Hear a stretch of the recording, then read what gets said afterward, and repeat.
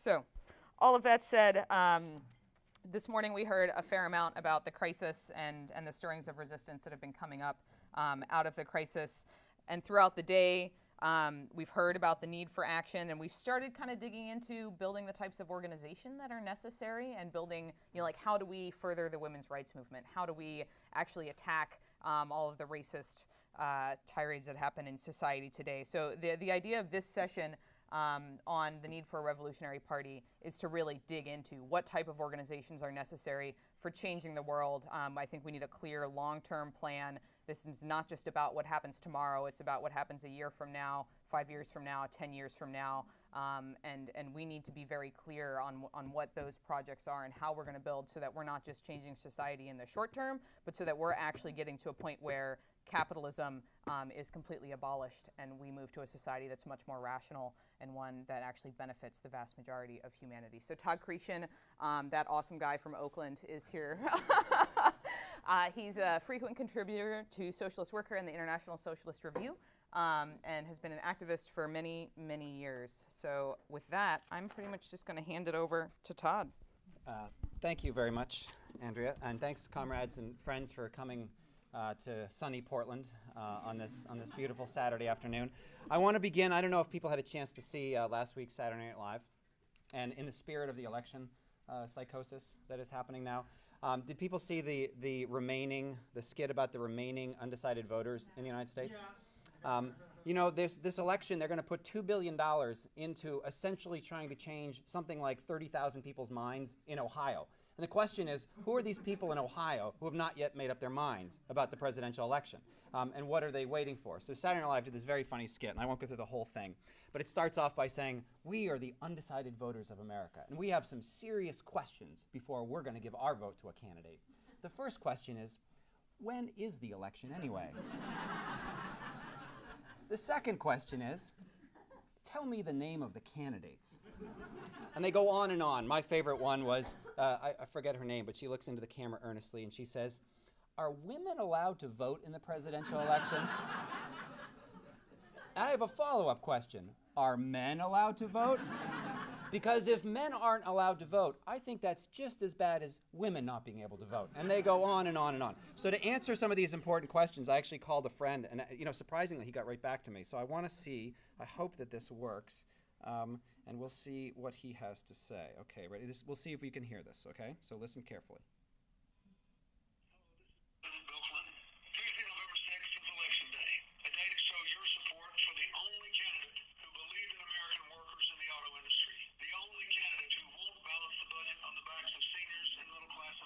Can you hear him? I will paraphrase him. That was President Bill Clinton calling to ask that we all get behind the only candidate who will defend Social Security, who understands why we have to have an auto industry, who stands up for the environment, who stands up for women, et cetera, et cetera, et cetera. So that was just a robocall. It was actually, this isn't an amplified mic, is it? So that joke fell very flat. If you could have heard Bill Clinton, it would have, anyway, never mind. Skip that one. Okay. So what I want to do tonight is, in about a half an hour, is lay out the case for why we need a revolutionary party in the United States. Obviously, we need one in other countries as well, and Ahmed spoke about Greece and Italy today. Leila talked about the Russian Revolution. We've talked about international issues all day. So this is not to say we don't need a revolutionary party in other countries, but if there is a country in the world that desperately needs a revolutionary party, it is the one we are standing in here today. So I want to describe a little bit about what I mean by a revolutionary party, counterpose it to some other ideas of political organization, and then try to get down to some nitty-gritty about what that means for Northwest socialists. Not to be too provincial, but to actually talk about what a revolutionary party can look like here in the Northwest and what some of the next steps are for that. So I'll just begin at the beginning. Why do we need a revolutionary party? Actually, Wael did a wonderful job this morning in his talk on Marxist theory of revolution and the working class in laying out this contradiction at the heart of our theory of revolution. As socialists, we believe that the ruling ideas of any time are the ideas of the ruling class. And as we had that discussion today about sexism and racism, we can see that the ideas which are pumped into our minds through the televisions, through the radio, through the education system, although there's lots of good revolutionary teachers fighting that out in the classrooms, the overwhelming ideas of society are that there have always been rich people, and they are the smartest and the fastest and the best, and they can jump the highest, and that's why they're rich. And there's always been division between the races, and white people are somehow culturally or biologically superior, so that's why they're on top, and then you go down the gradations. That men are more aggressive, they're stronger than women, which is why they're better at math. And on and on and on. The divisions that we accept, that we're taught under this system, benefit the people at the top. And they do a lot, not just Fox News, although Fox News, you got to give them an award for trying extra hard. Fox News and the other corporate media try very hard to keep this set of ideas in place. And people accept some of those ideas. So the question is, why do people accept any of those ideas? Why don't we just rebel against this stuff? And why don't we move straight to revolution? And Marx explains part of the reason that it's difficult, why people are susceptible, why workers are susceptible to some of these ideas, is because we are actually alienated from our life process. That what makes humanity humanity? What distinguishes people from other types of animals? And one of the central distinctions, I'm not, you got to take Bill Clinton's time out of that, so I get a few extra minutes, right? Because Bill Clinton ruined my joke. Okay, so what makes us humans, right? It's our capacity to labor cooperatively. And that's where language comes from. That's where our ability to dream comes from. That's where our ability to make art comes from. It's all based on our capacity to labor collectively. Under capitalism, that is stripped away from us. That any control over that work process, unless you are very, very lucky, and even if you are very, very lucky, you are at best have some partial control over your work process. So teachers are forced to teach to the test. Never mind blue-collar workers who have to do repetitive things day after day. What you love as a child, unless you are extremely lucky, is not what you end up doing as an adult. So you spend your entire life doing something which you are forced to do. You are compelled, you are coerced to do it, and if you do not do it, you starve to death. And that is the nature of capitalism. So Marx explains that this alienation, this tear in what he calls our species being, our human nature, actually makes us very susceptible to these crappy ideas because we feel powerless, we feel divided, we feel torn apart as human beings. And that's where we become susceptible to all these bad ideas. So we have on the one hand this idea that the ruling class determines the ideas of any given epoch. On the other hand, as socialists, we say that socialism is not about me and Andrea being super smart, being really clever. We up here will figure out how to make a revolution, and we'll get back to you all later. And once we're in power, it's going to be really good. Was it Fourier who said that they would turn the seas to lemonade? Was it Fourier who said that, or Owens? I forget.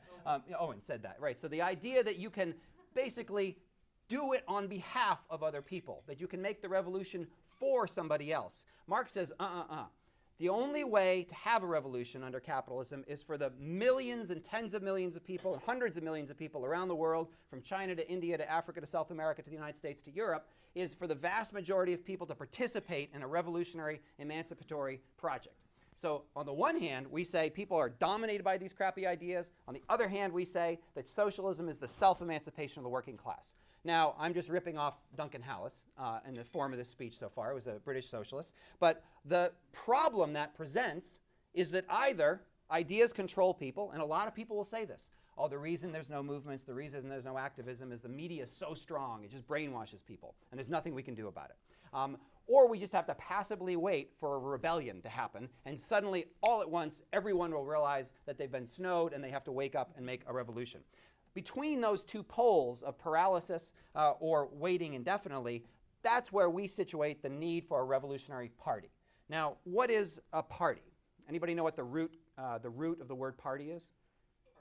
Part. Right, it's very simple, not a trick question. Part. So our orientation is to say that if we believe that the socialism is the self-emancipation of the working class, that we need tens of millions of people to make their own revolution, but that the ideas of the ruling class are holding people back, there has to be some process by which people begin to shake off those ideas. And the trick is that people don't do it all at once. If people did it all at once, then we wouldn't be able to fit everybody at this Marxism conference in this room.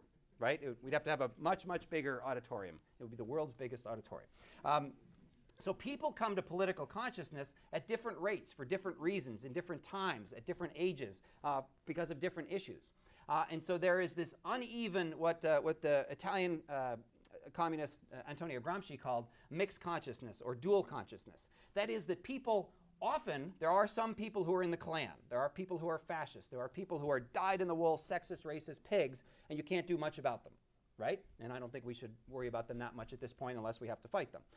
There's some people who are revolutionaries dyed in the wool. Either they're in revolutionary organizations or they will, at their workplace or their school, they will just instinctively fight against sexism and homophobia and racism, and they will stand up for unions and they'll be against the wars. There are some people like that who wake up in the morning and say, we have to get rid of capitalism, I'm going to dedicate my life to it. And there are some people who wake up in the morning and say, I'm going to do everything I can to keep capitalism in place. Most people are not on one of those extremes. Most people are somewhere in between. And they hold not simply a range of ideas, but they hold contradictory ideas. So you will meet many, many people who say, boy, we need a national healthcare system, but there's too many people from Mexico here. I'm certainly in favor of gay marriage, but you know, I'm not so sure about abortion, although those two tend to go hand in hand, I will say. You know, the unions, gee, I'm in favor of unions in general, but aren't the public service workers' pensions a little high? So people will have all these mixed ideas. And the job of a revolutionary party is to say, we need to group together not that broad range of ideas, but we need to group together the people who have drawn revolutionary conclusions, that part of the working class, so that it can influence the other sections of the working class. Now, obviously, Fox News has a sort of theory of the anti-vanguard party. So they're always trying to pull people to the right. They're always trying to force people to accept these crappy ideas. And what we need is a revolutionary party that pulls people in the other way. And we do it through ideas and we do it through action. Now, what is a party? It's part of the working class. Now, we have a problem in the United States right now, which is that there is no revolutionary party. Lenin had an idea of a revolutionary party as being the vanguard of the working class. And what he meant by the word vanguard simply means the advanced guard, those out ahead, whatever you want to call it, the pre-organized or the militant minority, whatever word you want to use. He said, look, in Russian society at the turn of the century, there are thousands and tens of thousands of workers and students who have already drawn revolutionary conclusions. They want to rip the head off the czarist state and they want to get rid of capitalism. The problem is those people are scattered throughout the working class and they don't have any influence because they're not working together collaboratively.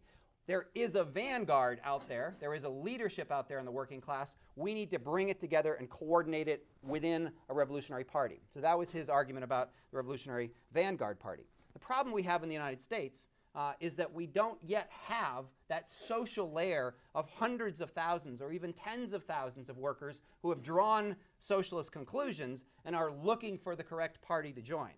We are still in a situation where people are beginning to draw revolutionary conclusions or radical conclusions or left-wing conclusions, but they don't yet have the confidence. They don't yet have the experience. They don't yet have the base amongst their coworkers or fellow students or neighbors in order to have enough influence as a revolutionary. So the social layer in its tens of thousands in the United States isn't yet clear enough in order to pull people together into a revolutionary vanguard party. So we have a double task. We both have to say we have to first convince people to draw revolutionary conclusions, and then we need to get them all into an organization, or perhaps a couple organizations, but at least we're trying to get them into a particular organization, which is the ISO, by the way.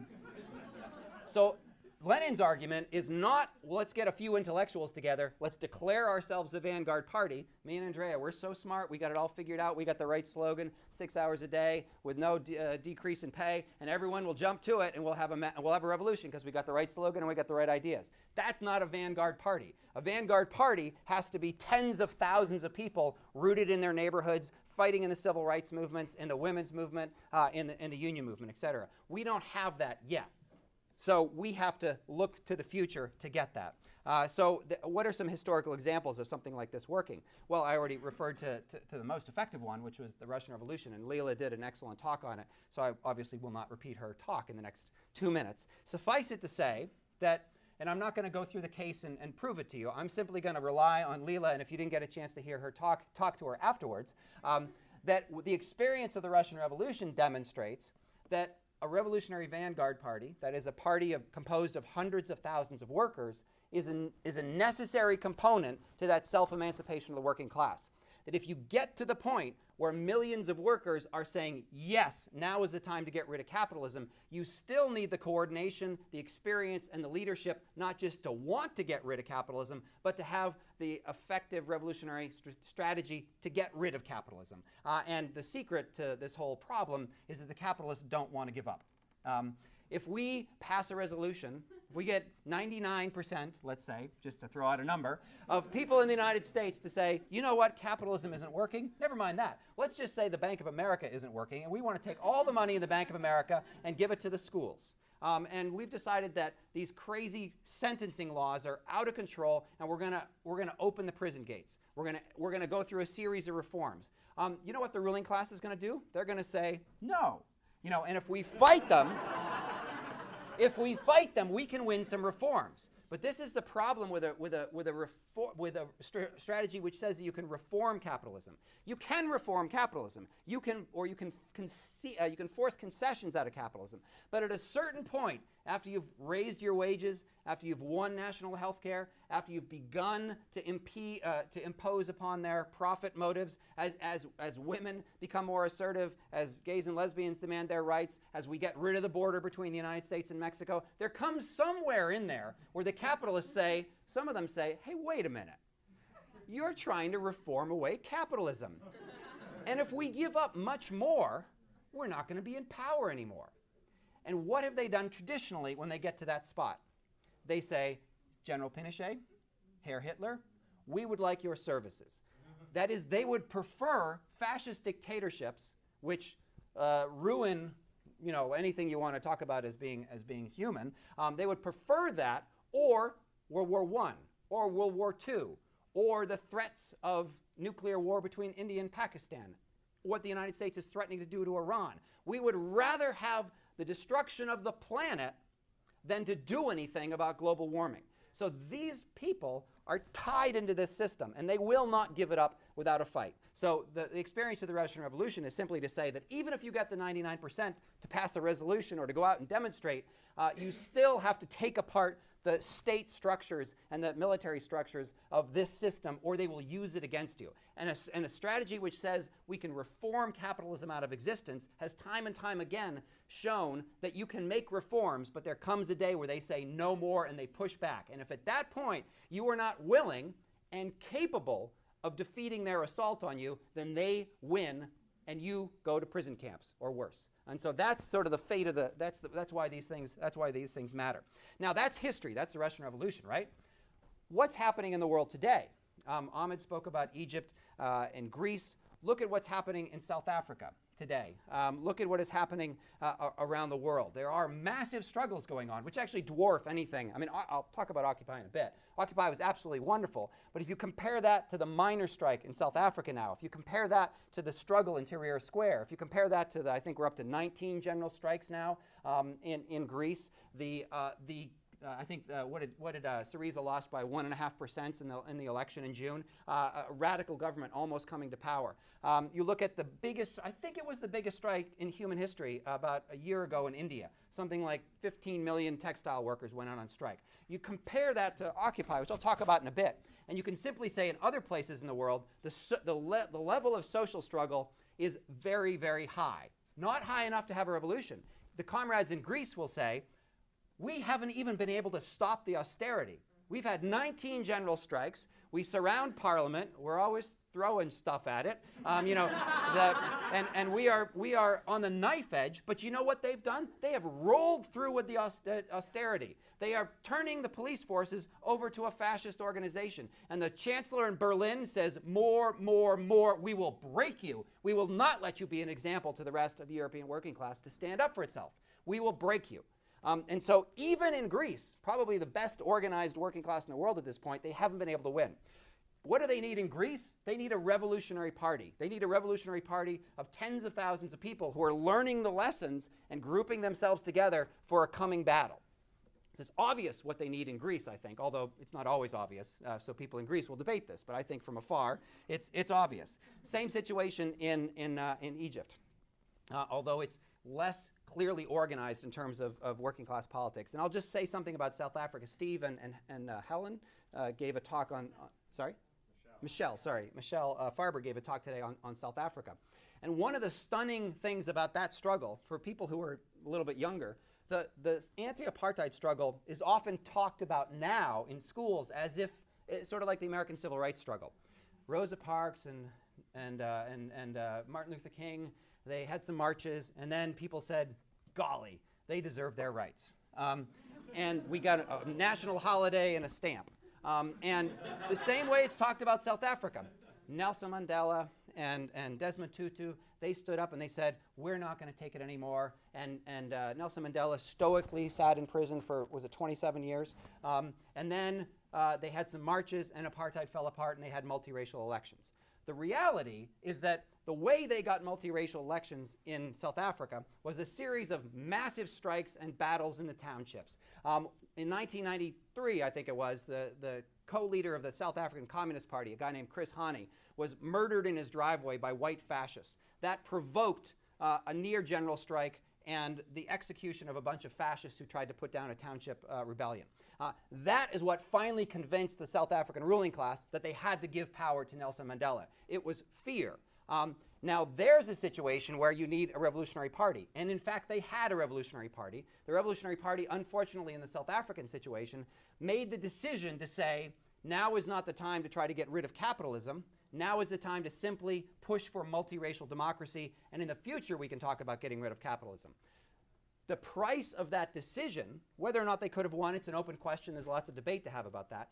But you look back 18 years from now, or 18 years in the past, the social conditions in South Africa are a disaster. Poverty amongst black workers in South Africa is rising. The capitalism has managed to transition itself from purely white to now partially black. And so the question of not just having big organizations that are in some sense for revolution, but can identify capitalism as the root cause that has to be rooted out and lead a revolution against that system is really critical. So we can look at all sorts of historical events, and we can even look into our present right now. And I'll give you one more global reason why I think we need a revolution. I was in Los Angeles last week, and Mike Davis, the eminent author and geographer, gave a talk. And to boil it right down to the nitty-gritty, he said in the next 50 years, there will be another 4 billion people on the planet, which means capitalism has to create another 3.5 billion jobs in order to employ those people. The water is rising.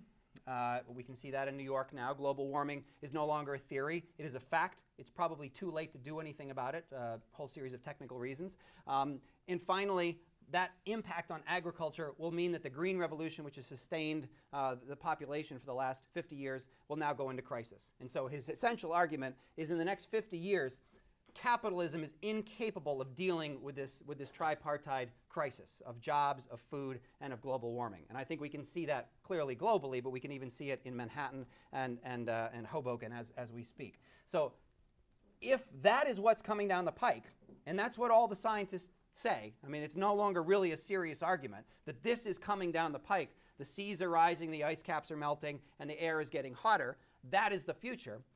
His argument, which I believe, the only way that you can deal with that situation is you have to take the power out of the people's hands who have it currently, because they would rather fry the planet than transform the energy system. That Marx talked about this problem, there's this contradiction between what he called the forces of production, that is the technology, the machines, the level of economy we have, and the relations of production, that is how things are distributed, how work is decided, who's in power. So he called this contradiction in the Communist Manifesto. He says when the forces of production and the relations of production come into conflict, then opens an age of revolution. Now he says it can go one of two ways. You can get the common ruin of the contending classes, that is disaster. Rosa Luxemburg called it barbarism. Or you have to defeat them, take the power out of their hands, and then transform the economic and technological base in order to save the planet. Now, if you believe that the people who run Chevron and the Pentagon have any capacity to do anything like that, then you're probably at the wrong conference. I'll say that. But the reality is, so we have got a ticking clock. Not only do we have the danger of fascism, which we sort of always have the danger of fascism, but there's a danger that the planet can become unsustainable. So it adds an extra urgency to our tasks. So those are the big reasons for why we need a massive revolutionary party. Now, That's the theory, right? So what we're saying is we need a revolutionary party of socialist workers in the United States and students and people in the neighborhoods of tens of thousands of people and hundreds of thousands eventually to have a chance to be able to shake this system to the foundations. That's what we need, right? That's the vision. Now, what do we have here in the United States? We have a working class in the United States which was racked by McCarthyism in the 1950s that actually destroyed a communist party of some tens of thousands of people. We have since then a relentless neoliberal assault which has disorganized industry in the United States, which has privatized everything. The two examples of that, in my mind, which show the relationship between political repression and neoliberalism are Detroit. So you look what the American ruling class has done to Detroit. Detroit was not only the city of the auto workers and the union, it was the city of black power. It was the city of drum. It was the city of we have power over your economy, and if you mess with us, we can strike and shut it down. That's what Detroit was. Today, Detroit is in danger of becoming a depopulated zone. Oakland was the center of the Black Panthers in the 1960s and 1970s. We got a little soundtrack to the Black Panthers, right? What have they done to Oakland? They have deindustrialized Oakland. They have neoliberalized Oakland. They have driven the students out of Oakland, so the population of the public school system has gone from 55,000 8 years ago to 35,000 today because they are dismantling public education in Oakland. They are neoliberalism and political repression are destroying what were the old bastions of American working class power. So we have to figure out how to recreate those bastions of working class power. In the last 10 years, we have not been short of struggle. Just you go back, 2012? If you just go back to 2002, we had, I don't know, how many people in the streets when they started the Gulf War, when Bush invaded Iraq? Hundreds of thousands or 1 million. What was the estimate? In 2006, the estimate is 2 to 3 million immigrant workers shut down whole sections of the economy on May Day. In Prop 8, when they passed it in 2008, civil disobedience and protests all over the country for LGBT rights. You go on and on and on. We've had Wisconsin. We've had the Chicago teacher strike. We've had Occupy. So we have had protest after protest after protest. The problem has been that those protests have not gotten to the social scale that the ruling class cares that much about them yet.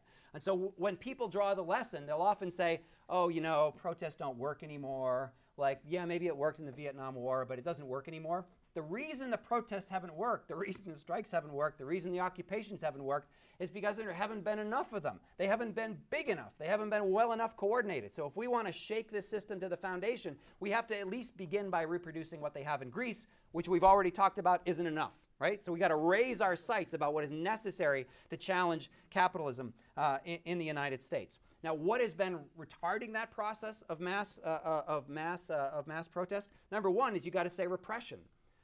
It is unbelievable what the American ruling class has created in its repressive capacities as a state.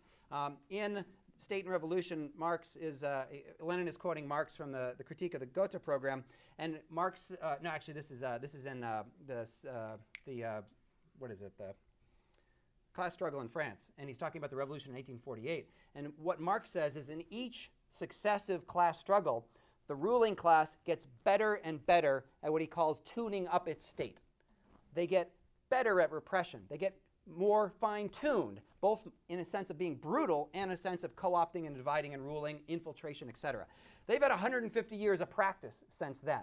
And I think it is stunning when people all across this country simply put tents in public spaces. You saw the reaction of, you know, from the Iowa City Police Department to the New York City Police Department to LAPD. I assume it was here in Portland. Were the police really cool in Portland? Maybe they were cool. I know it's Portlandia, so maybe the cops are like, that's cool. You know, right? Whatever. Put a bird on it, call it art. I don't know, you know.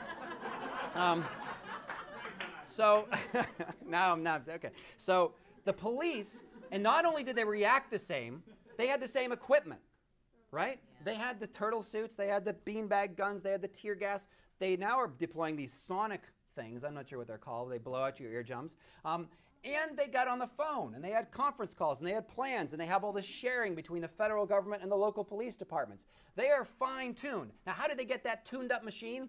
They invaded a whole string of countries, and they taught themselves how to fight urban warfare. number one. And number two, they have 2.5 million people in prison, and they have 2 million cops who are very good at walking through poor neighborhoods and harassing, beating, and killing poor black and brown people. So this is a state which is ready to go. This is a state which is not going to be caught by surprise. This is a state which is not going to be fooled into giving up power. They are ready to go, and they have proven that in Iraq. If you want to see what they are willing to do to a people who resist, you go to Baghdad and you see what they've done to the people there. So this is a state that we have to take very seriously. And anybody who says we're going to go fight, you got to think about it, right? Because this is a serious thing we're up against. Okay, so that's repression. The other side of their sword is the Democratic Party. I assume that Mitt Romney has very little influence in the what was it called today, the Action Lab protest. So if Mitt Romney had shown up and said, I really want to talk to people about the future of America, probably wouldn't have gone down real well, right? Now, maybe in the Action Lab protest, Barack Obama would have taken some heat as well. But Barack Obama can still go to places, and Bill Clinton can still call me.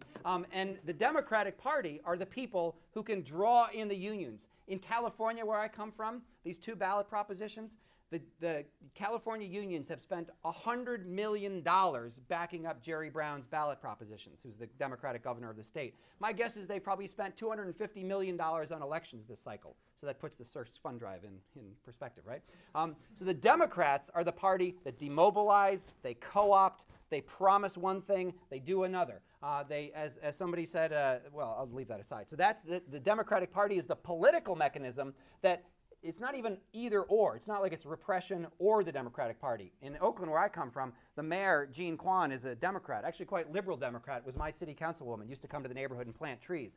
She became overnight the policeman's favorite mayor. Actually, they hate her because they're racist scumbags, and she's Asian. But she ordered the police to go clear the camps, and they used the utmost brutality. So the Democrats can do both at the same time. So she can be out there saying, oh, let's vote in favor of public schools. And if you don't vote in favor of public schools, we'll beat you in the head.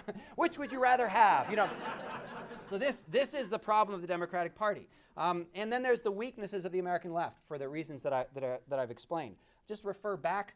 Remember just 12 years ago, speaking of elections, Ralph Nader ran for president in the year 2000 and got 2.7 million votes. The Green Party, with all its weaknesses and all its warts, there was a potential to begin to organize some sort of significant opposition.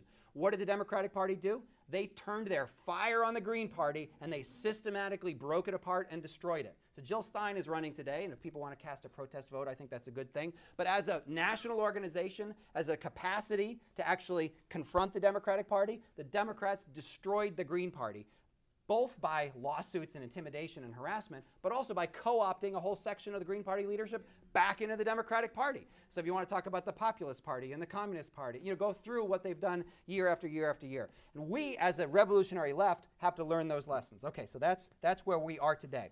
So we say, as a revolutionary party, our goal has to be revolution. We will make reforms along the way, but we have to see that this system has to be overturned. Now, there's 2 things you can do once you draw that conclusion. You can join a sect, and you can say, I am right, and you are wrong, and someday you will realize that I am right, and you are wrong. And once you all realize that I am right and you are wrong, then you will all join the Revolutionary Party, and we'll have a revolution. And there are some people that you may know who basically conduct this method. And they stand aside from any real struggle, and they yell at anybody who they don't agree with 100%, etc. That's one danger of a revolutionary movement, is it can just want to be so pure that it has no relationship to other forces. That's one danger, a sectarian danger. The other danger is you dissolve yourself in the movements, and you say, I'm a socialist, and you hear a lot of people say this. Andrea, I'm a socialist too, but that Socialist Worker newspaper, and saying you're a socialist, that puts people off. So why don't we talk about socialism later, and what we'll really talk about now is the issue we're working on. And the art of revolutionary politics is how do you combine an advocacy of socialism and strategies based on a revolutionary vision of society with being able to creatively engage and help lead political movements. And that takes some learning, which is why you can't create a revolutionary party in one day. It actually takes years and years of practice to be able to balance those 2 things and combine them in a creative way. So we need to figure out how to do that over the coming years. Now, there are a lot of competing ideas out there. There are actually a lot of people post-Occupy, especially in the Occupy circles, who will say, I agree with you on the goal of revolution. And there are I don't know how, I assume in Portland there's quite a few people who are around us who will say, yeah, revolution, tear it all down, down with the police. They'll say other things about the police, but I'm on camera, so I won't swear. FTP for short. And they see that we have to get rid of capitalism, but their frustration with the system is such and their anger at the system is such, and what they think. It's not just emotion, it's the conclusions they've come to. I think rather than helping build a revolutionary movement can be an impediment to building it, and we have to confront those political ideas. So who am I talking about? And people may not know all these names, so that's fine. We can talk about it later. Where I come from, there's a website called the Bay of Rage. And their conclusion is that what we have to do is take shields made out of plastic garbage cans and go confront the police on principle, because that will show that we are the ones who are brave enough to stand up against the police, and that will provoke these passive masses into a rebellion in support of our goals. In shorthand, I think that's a disastrous strategy, and we can have a debate about it. People can disagree with that, but I think that what it does is it accepts the central revolutionary anarchist notion that the propaganda of the deed is what radicalizes society. That us and our friends showing that we are brave will be the thing that radicalizes the working class. And if the working class is too passive and too demoralized to do anything about it now, then shame on them. Someday they'll realize that we're the ones who are leading. And there's a whole series of arguments that go along with this. So the emphasis on street fighting, any sort of authority, even a coalition's authority or a united front or a union's authority is bad. There's a group here, I think they're in Portland, the Black Orchid Collective, has put out this idea of we are the 89%. They're in Seattle. We are the 89% to counterpose the unorganized section of the working class to the organized section of the working class. These ideas have recurred throughout every political movement over the last 150 years. They are not new ideas, although sometimes they come under new labels. And I think we have to say to those folks, let's have a discussion about this. But if those politics come to dominate the political movements, then I think we are in trouble. We have to figure out how to emphasize the self-emancipation of the working class, how to emphasize the capacity of ordinary people to take part in their own liberation. And anything that says we are the chosen few and we will go ahead of you and you will have to watch us go ahead of you, I think is disastrous for the movement. Now, some people don't just do this on an emotional basis. Some people have really thought this through. So there's people today, and you may know some of them, who call themselves insurrectionary anarchists or left communists. They look to the works of Antonio Negri or Amílcar Bordiga or even Panacoic and some of the old left communists, and they argue that the party form itself is an impediment to the revolutionary process. And they take not the best of C.L.R. James, but they take some of his conclusions where he says you can have a revolution which is just a process at work. It's a process through the movements. The party has become a reified form. It's become an impediment to the revolutionary process, so we shouldn't have a revolutionary party. And you know, we can argue about that, but I think that accepts that accepts that we have to either fall into that camp of sectarian or we have to fall into that camp of passively waiting for a much larger radicalization. So we can talk about some of those ideas. So what is our vision about what's going to happen in the United States? And this is schematic, so stay with me for 3 minutes on schematism, and then I'll talk concretely about what we can do here. Number one, in terms of the schematic, is that we look at what capitalism is doing. And if you accept what capitalism is doing and is going to do to the American working class, and again, I'm talking about the global working class, but I'm just talking about us here, it is going to attack and attack and attack. Unfortunately, if you are, if you're in this younger generation, your life is going to be harder and harder and harder. The student debt crisis, the unemployment of the youth, that is going to be the permanent social conditions of whole layers of people. Unemployment amongst black youth, especially amongst black men, the prison system, etc. That is the future. That's what they've got ready for you. When Barack Obama says, elect me and I'll do the grand compromise, he means I will cut Social Security, I will cut Medicare, I will drive down wages so that we can rebuild an industrial basis so that we can beat the Japanese. That's social democracy in America, right? That's his plan, right? That's the best plan on offer. So what's that? It's going to mean relentless attack. And what do we know about human history? Put under relentless attack, at some point people fight back. And we've already got lots of places to point at that, which I won't repeat, but we can point to some of those. As that struggle grows, many different people will learn many different lessons, but the unions will grow, the women's organizations will grow, et cetera, et cetera. And the ISO and other revolutionary groups will grow along with that movement. And there's no contradiction between that. Other people, other ideas will grow as well, and we welcome the growth of all political ideas, well, not all political ideas, left-wing political ideas in general, and then we'll have a discussion amongst which strategies work best for the revolutionary movement. But the key, in my mind, is that if you believe the argument that the self-emancipation of the working class is socialism, that you need a revolution and you need a mass revolutionary party in order to win that revolution, then we have to say we are now in a race against time, that when those showdowns come, we're going to be big enough and influential enough to pull other people along with our idea of what you need for a revolutionary party. Not that people have to agree 100%, but what happened during the Russian Revolution was the Bolsheviks went from 25,000 to 250,000, partially because lots of other groups joined them because they said, we disagreed 10 years ago about your strategy, but actually we see that this is working in practice and we want to merge our forces together. You can only do that on the basis of having something to merge with. You can only become a pole of attraction if you have a pole. That's not a great, okay. So, and the lesson is that it worked in Russia, and the failure of the German Revolution shows the other side of it. So what do we do today? We want to build every struggle. I was talking to Meredith, and she said there were 1,000 people out at the Action Lab demonstration today in Portland, which I think makes it the biggest protest this month in the United States. I mean, not just November, because it's only 3 days old, but since October. The Occupy protests around the country have been tiny.